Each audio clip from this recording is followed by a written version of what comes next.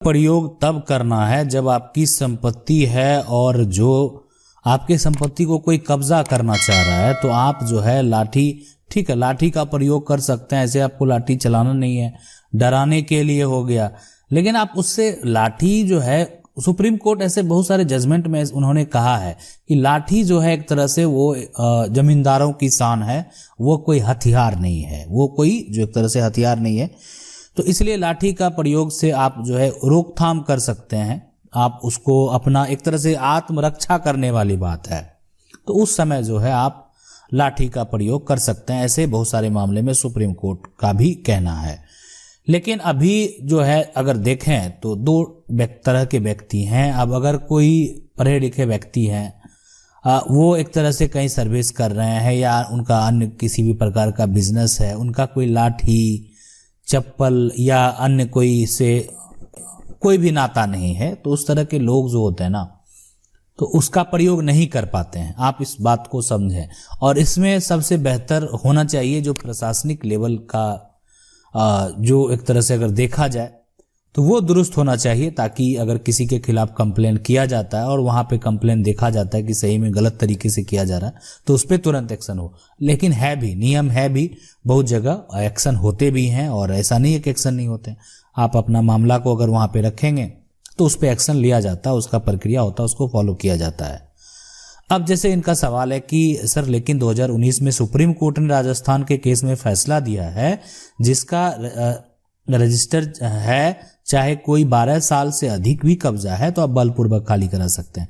देखिए ये चीज आप यहाँ पे जो राजस्थान का जो भी फैसला है, हम उसको आपको यहाँ पे बताने का प्रयास करते हैं कि अगर आपका संपत्ति का टाइटल आपके पास है, ठीक है, टाइटल आपके पास है, आप उसके मालिक हैं, तो आप उस पे एक्शन ले सकते हैं। लेकिन ये जो साल है, 12 साल से कब्जा हो या 20 साल से कब्जा हो, ये वो अधिकार जो है वो उस कब्जाधारी को है कि अगर उस संपत्ति पे वो 12 साल से बने हुए हैं और उस संपत्ति का अगर वहां उसके पास टाइटल नहीं है और जो संपत्ति का मालिक है उसके पास वो भी इस संपत्ति को कभी एक तरह से ढूंढने का ना प्रयास किया, ना इसका कोई पुख्ता कागजात है उनके पास, या उस संपत्ति का जो लैंड का टैक्स है वो उन्होंने नहीं दिया, तो ये सभी कारण हो सकते हैं। अगर वो आप ऐसा करते हैं तो इसके द्वारा जो कब्जाधारी है, मतलब कब्जाधारी को एक ऑप्शन दिया गया कि आप प्रतिकूल कब्जा का केस फाइल कर सकते हैं कि आप एक लंबे समय से इस पे कब्जे में हैं।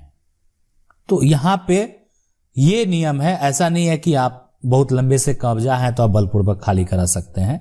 इसमें तो अधिकारी को भी एक तरह से पावर नहीं दिया गया कि आप कोई अधिकारी के द्वारा जो है आप खाली करवा सकते हैं। जब तक न्यायालय का आदेश नहीं होगा तब तक आप नहीं करवा पाएंगे। तो इसलिए सबसे बेहतर विकल्प है आपको न्यायालय जाना चाहिए और इस तरह का विवाद उत्पन्न ना हो जाए जो कि एक तरह से वहां पे कोई घटना घट जाए। सवाल है कि मेरे पास जमीन रजिस्ट्री का पेपर है, ऑनलाइन रसीद भी है, लेकिन मैं ऑनलाइन जो है चेक करता हूं खाता खेसरा, तो उसमें किसी और का जो है नाम आता है।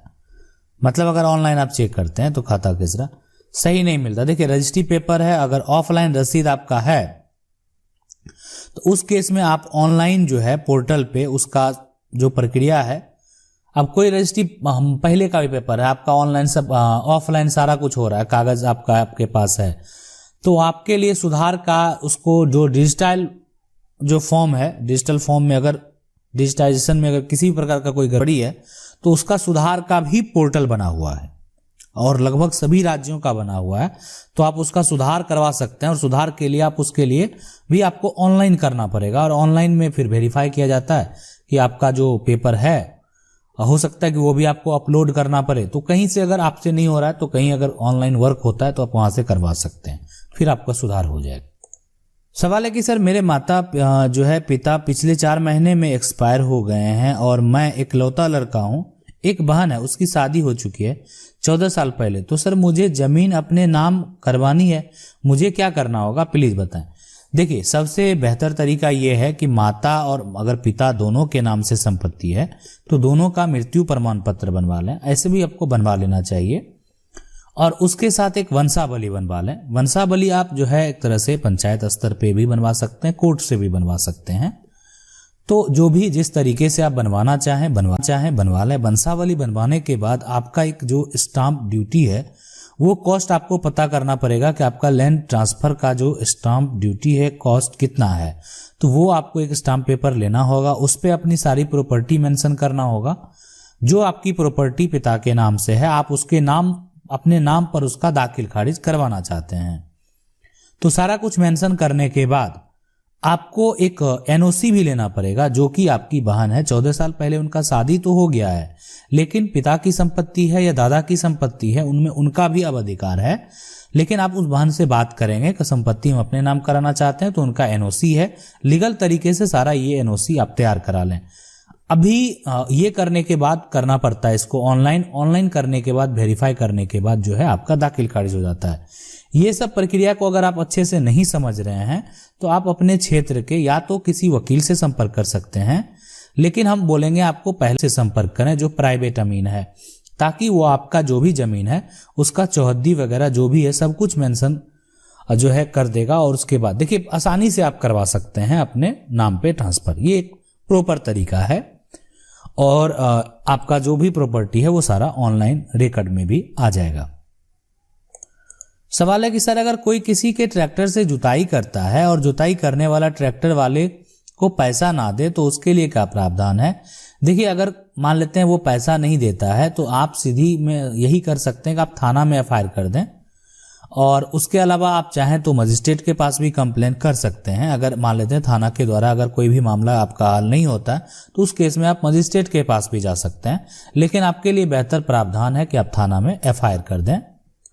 और इसके अलावा आप पंचायत करा सकते हैं, और यहाँ पे आपके पास कोई विकल्प नहीं है। और ऐसे व्यक्ति अगर आपको मिलते हैं तो पहले आप पैसा ले लें तभी उसकी खेत की जुताई करें। अगला सवाल है कि सर 1908 का खतियान मेरे परदादा के नाम से है, जमीन दूसरे के कब्जे में 60 साल से है। मैंने जो है अगला से कागज मांगा तो कागज नहीं दिखा रहा है, और मैंने रजिस्टर 2 भी चेक किया है, कहीं पर भी कोई भी नाम नहीं है। तो हम लोग को क्या करना चाहिए? आप सीधे टाइटल शूट कर दें और उस व्यक्ति को नोटिस कर दें कि आपका वो संपत्ति कब्जा किए हुए है, जबकि उसके पास कोई भी कागज नहीं है। लेकिन ये करने से पहले आपको अपना जो भी पुराना और नया खतियान है वो आपको निकाल लेना है। जमीन का जो भी आपका जो रजिस्टर पे अगर चढ़ा हुआ खतियान में है तो उसका प्रयास करना है कि आप रसीद कटा लें, मतलब लैंड का जो टैक्स है वो आप पे कर दें कंप्लीट। और ये सारा दस्तावेज के साथ अगर आप कोर्ट में केस फाइल करेंगे, वो 60 साल से हो या 70 साल से कब्जा हो, तो एक तरह से अगर उसके पास उस संपत्ति का कोई टाइटल नहीं है, लेकिन उसके पास ये अधिकार जरूर है कि वो भी केस फाइल कर सकता प्रतिकूल कब्जा का। ऐसे बहुत सारे जजमेंट ऐसे हुए हैं जिनमें जो संपत्ति का मालिक है उसी का जो है एक तरह से उसी की तरफ जो है डिग्री हुआ है, तो ये संपत्ति जरूर आपको वापस मिल जाएगी। सवाल है कि सर मेरे खेत की कुछ जमीन जो है वो पड़ोसी के यहाँ पे खेसरा में जुड़ गई है। पड़ोसी वाली जमीन भी 35 ईयर पहले हमने खरीद रखी है, और बेचने वाला जो है वो इकरार पर बेची हुई है, लेकिन उसके बेटों ने उसकी रजिस्ट्री किसी और के नाम करा दिया है। 35 साल से हमारा कब्जा है, उस पर खेती करते हैं, मकान बना के रह रहे हैं, रजिस्ट्री जो है किसी के नाम करवा दी, तो क्या करें? देखिए यहाँ पे जो भी आपका जमीन है, देखिए 35 साल से अगर आपका कब्जा है, आप ने वो संपत्ति खरीदी है, तो आपके पास भी कागजात होना चाहिए। और अगर आपके पास कागजात है और अगर किसी के नाम अगर कर दिए ना, तो आप उस पे एक तरह से आपको लेकिन न्यायालय का सहारा लेना पड़ सकता है ताकि आप उसको कैंसिल करा सकें। हाँ, लेकिन कैंसिल आपके पास जो सबूत है आप समझ सकते हैं, एक सबसे बड़ा सबूत है जो कि आपका कब्जा है। दूसरा, आपके पास वो दस्तावेज अगर आपने खरीद रखी है तो आपके पास वो दस्तावेज होने चाहिए, उस आधार पे आप उसको कैंसिल करा सकते हैं। अगर उसके बच्चों के द्वारा कर भी दिया गया तो उससे कोई फायदा नहीं होने वाला उसको। अगला सवाल है कि सर क्या उत्तर प्रदेश में विवाहित बेटी को कृषि भूमि में बराबर का अधिकार मिल जाएगा? देखिए आने वाले समय में बिल्कुल जो है मिलना ही है, और बहुत सारे कंडीशन में मिलेगा भी, मिलता भी है, वो डिपेंड करता है उसमें। लेकिन अभी हम इसको डिटेल से बताएंगे और इस पे एक डिटेल से वीडियो बनाने का प्रयास करेंगे। उत्तर प्रदेश का कानून विवाहित नहीं देता है। राज्य सरकार का अपना कानून है, लेकिन आप ये समझ सकते हैं कि राज्य सरकार से नियम का जो कानून है उससे अगर देखा जाए, केंद्र सरकार के द्वारा, सुप्रीम कोर्ट के द्वारा और केंद्र सरकार के द्वारा भी ये जो है कानून है और नियम है कि जो बेटी है वो जन्म से ही पिता या उनकी जो पैतृक संपत्ति है उस पे उनका अधिकार होगा जितना अधिकार बेटों का होगा।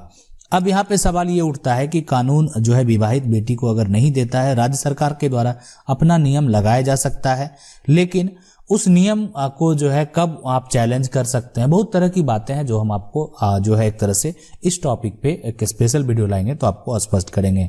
आशा करते हैं वीडियो अच्छा लगा होगा। वीडियो अच्छा लगा वीडियो को लाइक जरूर कर दें। चैनल को पहली बार देख रहे हैं सब्सक्राइब करके जो बेल आइकन है उसको जरूर दबा लीजिए। मिलते हैं अगले वीडियो में, तब तक के लिए जय हिंद।